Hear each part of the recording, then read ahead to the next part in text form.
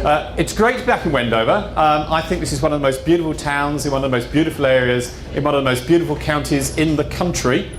So I salute you for your stand in fighting for this town and for this area and for this county, and I think for this country. Because this issue is not just about localism, it's not just about what happens in our own backyard, it's actually about the way in which this country's priorities are determined. We're talking here about how we spend at least 32 billion pounds worth of your money. Your money. The government actually has no money, remember. The government only actually spends your money, either now or by borrowing against it in the future. So fundamentally this is your money we're talking about. And is it the right priority to shave 20 minutes off a journey to Birmingham? Or should we be doing what we believe in a group called 51M, which may not be as obvious as Marion thinks it is.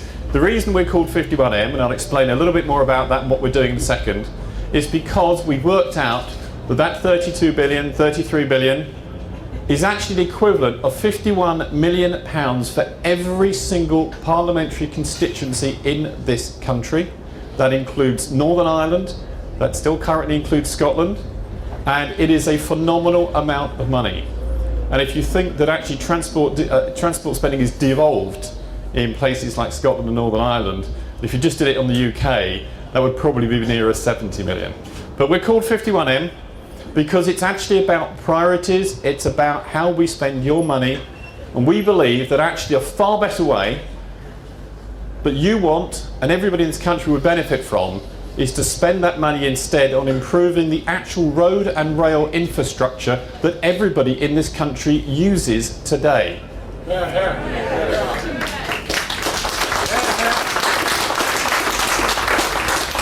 And that's not just about the south of England, it's not just about, dare I say it, Birmingham.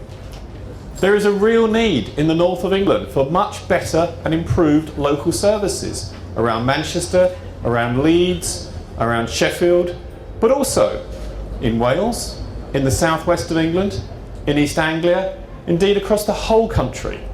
Because if you're going to generate real economic growth, one of the most important things that business people will tell you, it's about infrastructure. It's actually about the local transport infrastructure that enables people to get to work, that enables you to deliver your goods and services to your customers. And that's why we think this is a misdirected priority, and it's fundamentally wrong, and that's what we're trying to draw government's attention to. So who are 51M? 51M are a consortium together, it's an alliance I call it, of 18 local authorities along the route. We stretch from Camden to Coventry, from London to Leicestershire. And an interesting contrast, when Crossrail was being proposed across London, every single local authority along that route supported that scheme, because everybody was convinced it was the right priority and the right investment. Interestingly enough, almost every authority along the proposed route from London to just north of Birmingham opposes it. And I would say to the government, you need to listen. If you believe in localism, if you believe in listening to people, then listen to those local authorities, listen to those campaign groups, and listen to those people, because we are saying no. And we are those elected representatives, and we have come together to do some really strong analysis of this case. We started by being open-minded.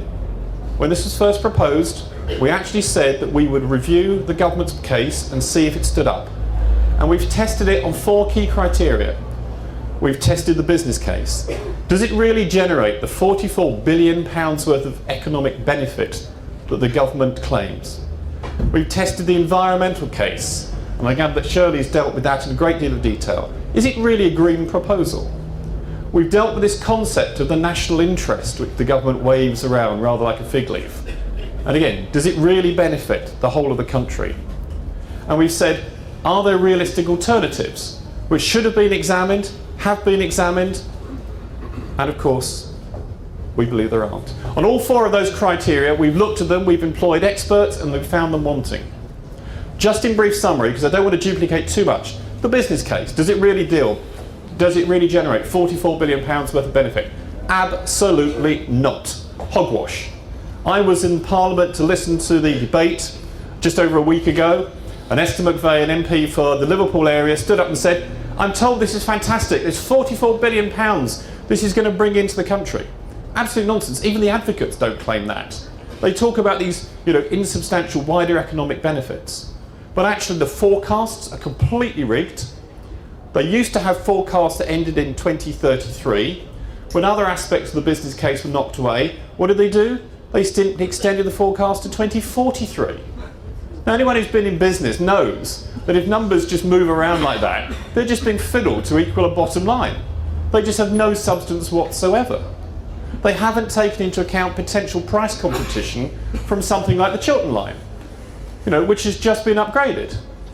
They know very well that 18 trains an hour, and I suspect Hillary's mentioned this, is actually technically impossible, but the whole business case rests upon that assumption.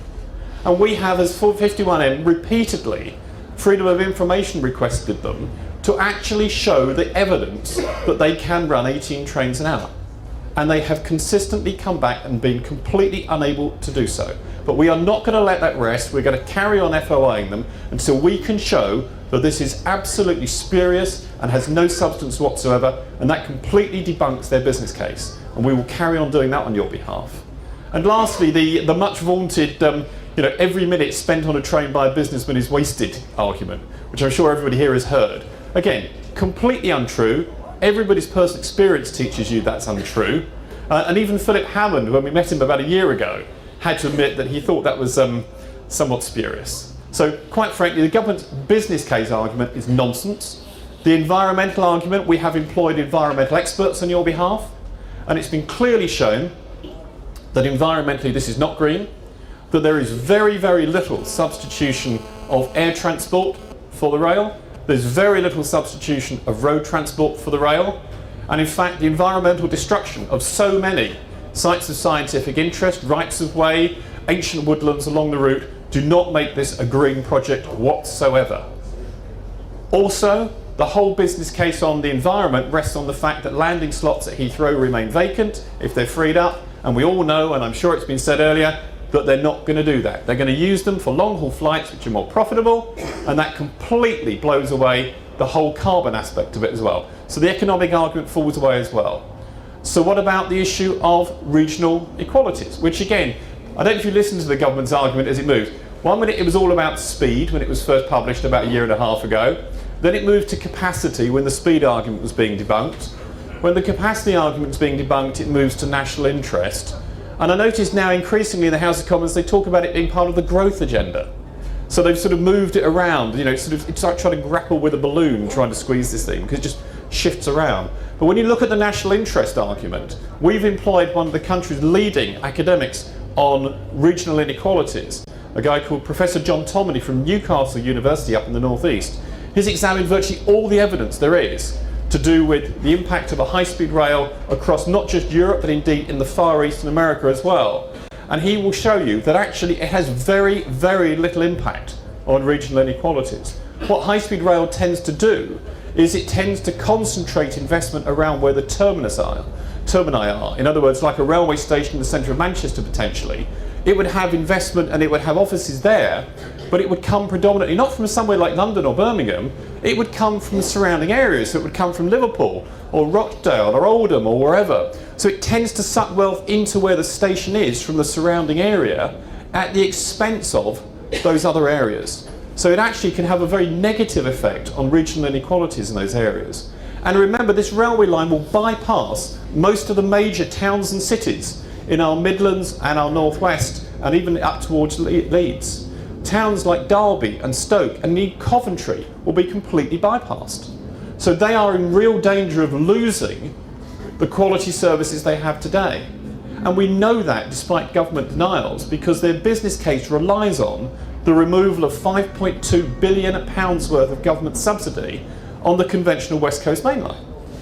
Now tell me how you can take £5.2 billion out of the subsidy on the conventional line and still have at least the same quality of service as you've got now, or if not better. Of course you can't. It's absolute economic nonsense, and the government knows this, and we are exposing that to those local authorities up the line, and increasingly we're getting support from them because they recognise not only are they not going to gain from it, but they're positively going to lose from it.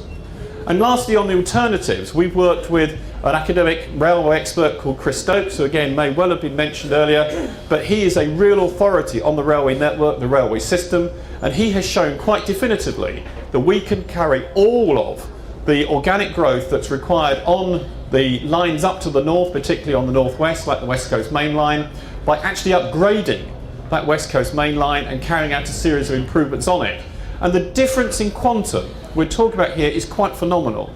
We can produce all of the capacity that's required, spending something like £3 billion, as opposed to the government wanting to spend nearly £33 billion. And I think when you're talking about times of austerity like this, when we're seeing cutbacks in schools, in hospitals, in youth services and so on, I think it's a question of priorities, and quite frankly, I think spending £33 billion unnecessarily when you could spend £3 billion and achieve exactly the same capacity requirements, I think is completely and utterly immoral.